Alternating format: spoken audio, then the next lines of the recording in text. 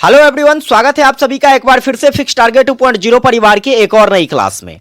दोस्तों, जितने भी स्टूडेंट मिथिला यूनिवर्सिटी से पार्ट 3 का एग्जामिनेशंस देने वाले हैं, तो आप लोग इस पूरी क्लास को ध्यान से देखिएगा, क्योंकि आज के इस क्लास में पेपर नंबर 5 के लिए मैं आपको एक long type most important questions बताऊंगा, जो कि इस साल के लिए काफी ज्यादा इंपोर्टेंट है। आप लोगों को पूरी क्लास ध्यान से देखना है। इस लॉन्ग टाइप क्वेश्चंस को बहुत ही आसान भाषा में, सिंपल भाषा में मैं आपको समझाने का कोशिश करूंगा, और बड़ी आराम से जैसे ही आप समझ जाओगे मेरे भाई, एग्जाम में आपको इसको रट कर जाने की जरूरत नहीं पड़ेगी, और आराम से आप क्या कर सकते हो, तो आंसर राइटिंग कर सकते हो। देखिए, आज का जो क्वेश्चंस है, क्वेश्चंस क्या कहता है। सबसे पहले क्वेश्चंस को बड़ी ध्यान से समझना। कहता है भारत में सूफी परंपरा पर क्या करना है, एक टिप्पणी लिखना है। तो यहां पर सबसे पहले देखिए, किसी भी क्वेश्चंस में एक की पॉइंट होता है, आपको सबसे ज्यादा तो उसी की पॉइंट को पहले तलाश करनी है। देखिए, यहां पर सबसे पहले तो आप ये देख लो कि की पॉइंट क्या है, तो सूफी परंपरा क्या है।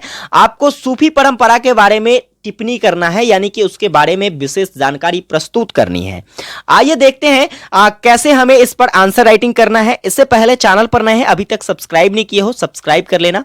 वीडियो को अभी तक लाइक नहीं किए हो तो एक लाइक करके अपने सभी फ्रेंड्स को शेयर कर देना, ताकि सभी को हेल्प मिल सके और सभी की तैयारी बेहतरीन हो सके।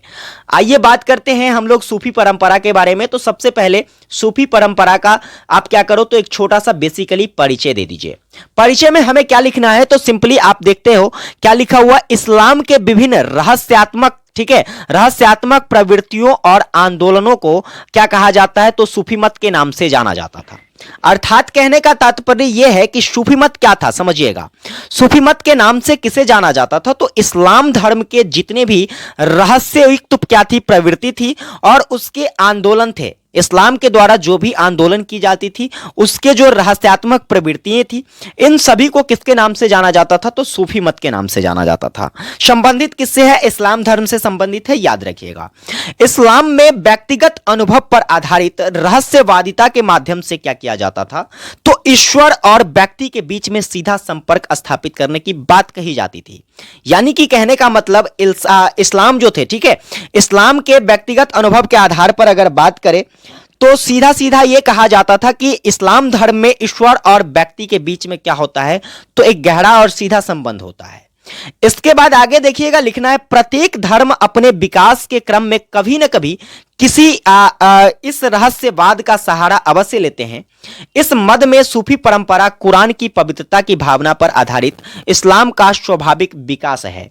वहीं पर बात करें, देखिए कहता है कि हर धर्म, जितने भी धर्म, चाहे वह हिंदू हो, मुस्लिम हो, सिख हो या फिर ईसाई हो, जो भी धर्म है वह धर्म क्या करते हैं, तो अपने धर्मों के विकास के लिए, किसके लिए, अपने धर्मों के विकास के लिए कुछ न कुछ ऐसे तर्क हैं जो कि लोगों के बीच रखने का प्रयास करता है। ठीक उसी प्रकार से इस्लाम धर्म ने भी क्या किया, तो उन्होंने बताया कि भाई ईश्वर और व्यक्ति के बीच में क्या होता है, सीधा सीधा संबंध होता है। कैसे, इसके बारे में व्याख्यान की गई, लोगों को समझाने का प्रयास किया गया। इस आधार पर क्या हुआ, तो इस्लाम धर्म का विकास होना शुरू हो गया। और इसके संबंध में क्या था, तो कुरान की पवित्रता की भावना जो है यह लोगों के बीच में ज्यादा प्रस्तुत की गई। वैसे ही देखिए आगे लिखना है, सूफी संत शरीयत को स्वीकार करते थे, परंतु वे परंपरा से चली आई क्या कहते हैं, आराधना पद्धति में बंद कर नहीं रहे। उन्होंने एक ऐसी पद्धति की विकास की, उन्होंने ऐसी पद्धति को विकसित किया जिसका उद्देश्य ईश्वर से सीधा संबंध स्थापित करना था। यानी कि पुरातत्व में जो भी चीजें आती रही थी इस्लाम धर्म में, उन सभी को छोड़कर उन्होंने एक नई पद्धति क्या की, विकसित की, ठीक है, और एक ऐसी पद्धति जिसमें ईश्वर और इंसान के बीच में जो है वह सीधा सीधा संबंध बताया गया। ठीक है, आगे देखेंगे कि सूफी आंदोलन की आखिर विशेषताएं क्या थी। बहुत ही इंपॉर्टेंट आंदोलन है सूफी आंदोलन, समझिएगा। इसकी जो विशेषताएं हैं कुछ इस प्रकार से है। सबसे पहला तो इसमें यह बताया गया कि ईश्वर एक है। बहुत ही अच्छी बात कही गई थी कि ईश्वर एक है। सूफी मत के अनुसार अल्लाह या ईश्वर एक ही है, वह सर्वशक्तिमान है। क्या है, सर्वशक्तिमान। अल्लाह और बंदे में कोई अंतर नहीं है। और वास्तविकता है कि भगवान जो होते हैं वो एक ही होते हैं, चाहे वो किसी भी धर्म का हो, भले ही उसे अलग अलग नामों से जाना जाता है, हिंदू में राम, मुस्लिम में रहीम, ठीक है, लेकिन उनका जो व्यक्तित्व है, व्यक्तिगत परिचय है, वह एक ही है, क्योंकि उनका कर्तव्य भी एक ही होता है। बंदे के माध्यम से ही खुदा तक पहुंचा जा सकता है। यह किसका मानना था? तो सूफी आंदोलन का। सूफी साधक ईश्वर पर रहीम रूप में देखते हैं। सूफी मानते थे कि दृष्टि की भिन्नता में ईश्वर की एक रूपता निहित है। कहने का यह तात्पर्य है कि सूफी आंदोलन के जो भी सूफी आंदोलन के प्रवर्तक जो भी थे या सूफी आंदोलन को आगे तक चलाने वाले जो भी थे, उसके अंतर्गत यह बताया गया कि सूफी जो है, ठीक है, सूफी ऐसा मानते थे कि लोगों की जो दृष्टि की विभिन्नता है उसी विभिन्नता में ईश्वर की एक रूपता को देखा जा सकता है। आगे दूसरा पॉइंट्स में आपको लिखना है कि ईश्वर की कल्पना सुंदर, ठीक है, सुंदर स्त्री के रूप में की गई है। इसमें कही जाए तो सूफी संतों ने ईश्वर की कल्पना एक सुंदर स्त्री के रूप में भी किया है। ईश्वर और साधक के संबंध प्रेमी और प्रेमिका थे। कहने का मतलब ईश्वर, ठीक है, ईश्वर यानी कि भगवान और साधक जो ईश्वर की उपासना करता हो, इस दोनों के जो बीच संबंध था वह कैसा? तो एक प्रेमी प्रेमिका का, ठीक है, यानी कि आजकल अंग्रेजी में कहे तो क्या कहते हैं, लवर का। किसका? लवर का संबंध ऐसा व्यक्त किया है। उनके अनुसार अल्लाह के दो स्वरूप हैं। सूफी आंदोलन के अनुसार जो है अल्लाह के कितने स्वरूप बताए गए हैं? पहला तो निर्गुण और दूसरा सगुण। ये सूफी आंदोलन में ही नहीं, यह अनेकों धर्म के प्रवर्तकों के द्वारा ऐसा बताया गया है कि क्या कहते हैं, ईश्वर का जो स्वरूप है वह दो तरह का है, एक निर्गुण है और एक सद्गुण है या फिर सगुण कह सकते हैं। इनसे उत्पन्न होकर पुनः जाति में क्या हो जाती है? तो विलीन हो जाती है। अल्लाह अपने एकत्व से संतुष्ट न होकर अपना दूसरा रूप उत्पन्न करता है। ईश्वर का यह नया रूपी जीवन जो है यह आशिक या प्रेमी बन जाता है। क्या बन जाता है? आशिक या प्रेमी बन जाता है और अपनी मासूका यानी कि प्रेमिका ईश्वर से प्रेम करने लगता है। यहां पर जो है प्रेमिका का संबंध लोगों से है और प्रेमी का संबंध जो है यह ईश्वर से है। प्रेमिका क्या करता है? तो ईश्वर से प्रेम करने लगता है, मतलब लोग जो हैं यह ईश्वर से प्रेम करने लगते हैं। प्रेमी की प्रेमिका के प्रति तर्पण ही सूफी मत की प्रमुख विशेषताएं थी। यानी कि कहने का तात्पर्य ये कि ईश्वर जो है, ठीक है, उनकी जो तर्पण है यानी कि उनका जो विशेष तौर पे जिज्ञासाएं हैं वह किसको लेकर के है? तो प्रेमी को लेकर यानी कि लोगों को लेकर के है। ऐसा सूफी मत का मानना था। इसके बाद प्रेम के महत्व को इसमें बताया गया है। प्रेम के महत्व में देखिए कि सूफी दर्शन में प्रेम का बहुत ही बड़ा महत्व है। सूफी संतों के अनुसार ईश्वर की प्राप्ति प्रेम के द्वारा ही हो सकती है और प्रेमिका की दर्पण का अंतिम लक्ष्य ब्रह्म में लीन होना है। क्या होना है?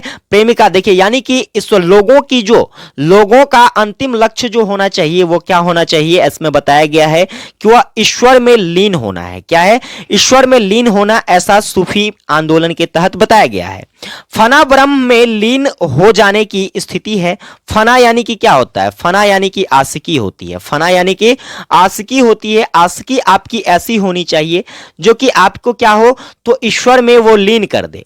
जैसे कि आजकल देखते हो क्या होता है, आजकल सिंपली एक क्या कहते हैं, प्रेमी प्रेमिका क्या होते हैं, बहुत सारे ऐसे आपने सॉन्ग सुने होंगे, तू ही मेरी दुनिया जहान वे, है ना भाई? तू ही मेरी दुनिया जहान वे कहने का मतलब तुम ही मेरा सब कुछ हो, है ना भाई? तो सिंपल सी बात है कि इसमें भी यही बताया गया है कि ईश्वर और लोगों के बीच में एक ऐसा घनिष्ठताएं होनी चाहिए जिससे ये स्पष्ट हो कि वो दोनों एक दूसरे में क्या हो गए हैं? लीन हो गए हैं। आजकल तो लोगों को वक्त ही नहीं है, ठीक है। प्रेमी जो होते हैं, ठीक है, प्रेमी को फना प्राप्त कर लेने की चेतना नहीं रहती, तो उस स्थिति में क्या कहते हैं, फुल फना कहते हैं। यानी कि जब लोगों के अंदर ईश्वर के प्रति भावनाएं नहीं रहती है तो उसको क्या कहा जाता है? तो उसको कहा जाता है मेरे भाई फल फना। ठीक है, आगे देखेंगे अगला क्या लिखना है? तो महिला जो है, ठीक है, महिला सूफी संत की राबिया करती है। महिलाएं जो है या क्या करते हैं? सूफी संत की राबिया करती हैं। कैसे? तो ईश्वर में ऐसे डूब गई हूं कि मेरे हृदय में ना तो किसी वस्तु के लिए प्रेम बाकी रह गया है, ना ही घृणा रह गया है। अब सिंपल सी बात है, किसी एक चीज पर, जैसे आप अभी पढ़ाई करते हो, क्या कर रहे हो? सपोज समझिएगा, जैसे आप अभी पढ़ाई कर रहे हो, आपके पास क्या है? तो आपके पास फोन तो हमेशा रहता है ना। लेकिन मेरी मानो तो जब भी पढ़ाई करना शुरू करो तो फोन को अपने से साइड कर दो। क्या कर दो? फोन को अपने से साइड कर दो। क्यों? क्योंकि पता है जब आपकी क्या कहते हैं, एक्स हो या फिर रेगुलर वाला हो, ठीक है। कहने का मतलब जो अभी प्रेजेंट में है या फिर जो छोड़कर चली गई है, कहीं हो ना जाए कि उस बीच में उसका कॉल आ जाए। जब उसका कॉल आ जाए तो आप क्या करते हो, पढ़ाई छोड़ देते हो, उसमें लग जाते हो। यही चीजें यहां पर है। यहां पर महिलाओं के बीच में जो ऐसी राबिया को प्रस्तुत किया गया है, सिंपली यहां पर है कि ईश्वर में महिलाएं जो है कुछ इस प्रकार से डूबी हुई है कि उनको बस उनका सिर्फ क्या दिखता है, उनको ईश्वर की ही प्रवृत्ति दिखती है, ईश्वर ही दिखते हैं। बाकी ना तो दुनिया की किसी वस्तु से उसे प्रेम रह गया है, ना ही क्या कहते हैं उसके प्रति घृणा बाकी रह गई है। शेख निजामुद्दीन औलिया को ईश्वर प्रेम में लीन हो जाने के कारण ही क्या है, तो इसे क्या कहा जाता है, महबूबे इलाही कहा जाता है। याद रखिएगा, ऑब्जेक्टिव क्वेश्चंस पूछा जा सकता है। महबूबे इलाही से किसे संबोधित किया जाता है, तो आपको याद रखना है शेख निजामुद्दीन को, ठीक है। शेख निजामुद्दीन आलिया को किससे संबोधित किया जाता है, तो महबूबे इलाही से। आगे बढ़ेंगे, अगला क्वेश्चन, अगला पॉइंट लिखना है आपको, गुरु का महत्व।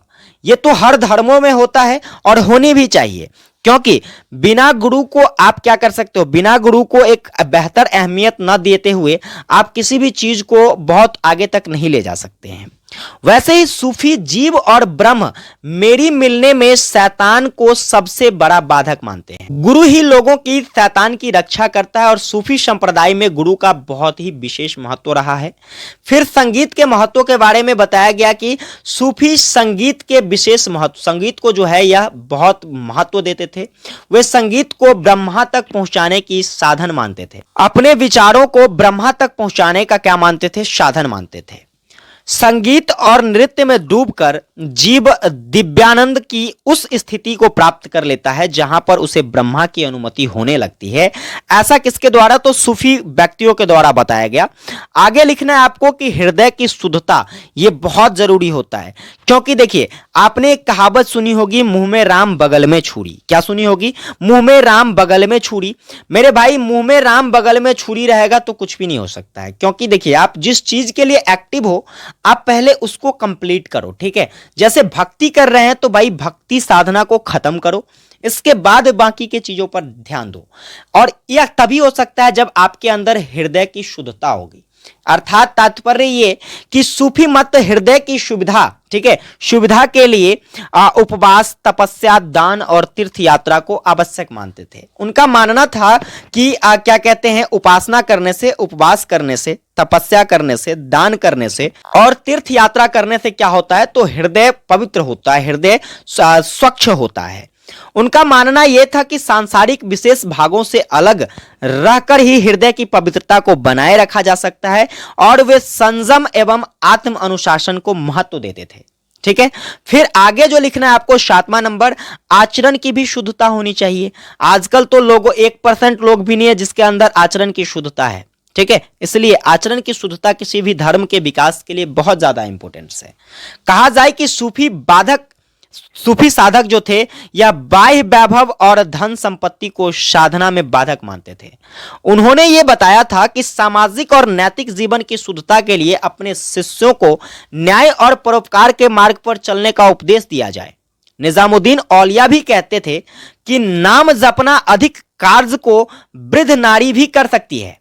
खुदा के पदों का काम कुछ और ही है और वह जो है वह मजबूरों की फरियाद सुनना, बूढ़े और असहाय की आवश्यकताओं को पूरा करना और भूखों का पेट भरना है, ठीक है। इसके अतिरिक्त जो भी कार्य हैं, इन सभी चीजों से आपको ईश्वर की प्राप्ति होगी, ऐसा इसके द्वारा माना गया है। आगे देखेंगे, अगला जो लिखना है आपको, आध्यात्मिक स्वतंत्रता के समर्थक। सूफी संत जो थे उसने आध्यात्मिक स्वतंत्रता को बनाए रखने के लिए राज दरबारों से दूर रहने की नीति अपनाई। धनवानों की संगति से वे बचते थे, यानी कि अपनी अध्यात्म को क्या कहते हैं, स्वतंत्र बनाने के लिए वह राज महाराजाओं के दरबार से क्या हुए, तो अलग रहना शुरू किए। वह धनवान व्यक्ति की संगति से बचने का प्रयास किए। इस आधार पर सूफी आंदोलन के बारे में आप लिख सकते हो। उम्मीद करता हूं आपको ये क्लासेस हेल्पफुल लगी होगी। इसकी ऑब्जेक्टिव्स की क्लास अगर आपको चाहिए तो आपको हमारे फिक्स टारगेट 2.0 जीरो चैनल पर मिल जाएगा। आप चैनल को ज्वाइन करिए, वहां पर सारी क्लासेस उपलब्ध करा दी गई है। आप सारे क्लासेस को ज्वाइन कीजिए, अच्छे से तैयारी कीजिए और आपकी एग्जाम जो स्टार्ट होने वाली है उसमें फोड़ कर आइए। उम्मीद करता हूं हेल्पफुल लगी हो। तो बस एक छोटा सा काम करना, आप चैनल पर नए हो, अभी तक सब्सक्राइब नहीं किया हो, सब्सक्राइब कर लेना। वीडियो को अभी तक लाइक नहीं किया हो, लाइक कर दो। एक प्यारा सा कमेंट करके बताना कि क्लासेस कैसी लगी। मिलते हैं आप लोगों के साथ एक नई क्लास में, तब तक के लिए जय हिंद, वंदे